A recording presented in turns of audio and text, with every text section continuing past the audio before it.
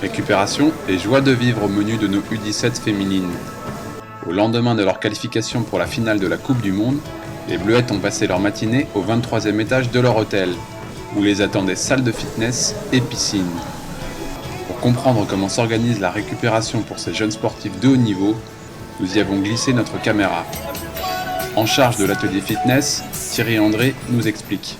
On a deux groupes, on a les joueuses qui ont fait tous les matchs, beaucoup de matchs, qui ont un menu un peu spécial, dans le sens où la récupération est beaucoup plus légère.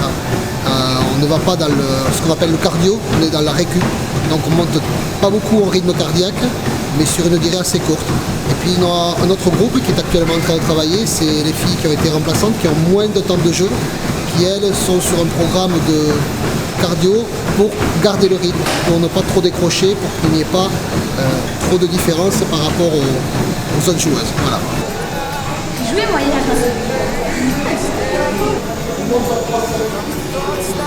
Quoi ton programme, Alex, là, toi 20 minutes de vélo.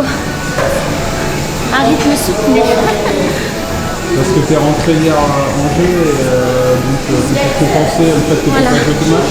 Voilà, pour bien récupérer. Décor plus aquatique ensuite avec au programme baignade, jacuzzi et surtout bonne humeur.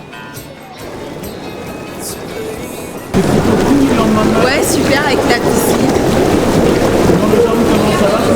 Ouais, ça va. Sérieuses et disciplinées depuis 3 semaines de compétition, nos jeunes adolescentes n'ont aucune peine à relâcher la pression.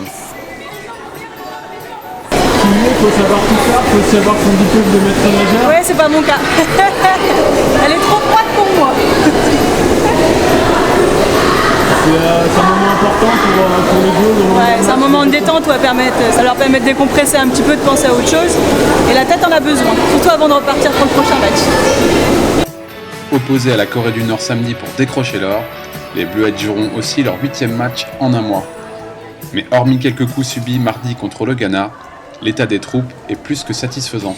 Ça a été un peu difficile dans la mesure où c'est le début de saison pour tout le monde. Donc elles ont quand même enchaîné le championnat d'Europe en juin avec une période de récup.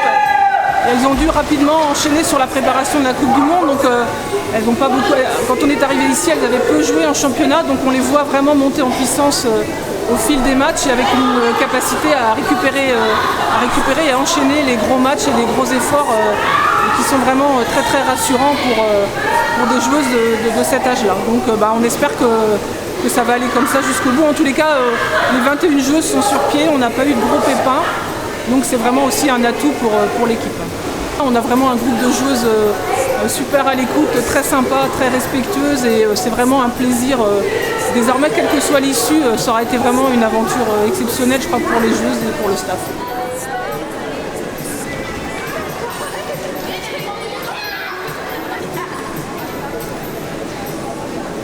Les Nord-Coréennes sont prévenues, sur le terrain ou dans l'eau, le jeu des joueuses de l'équipe de France est collectif.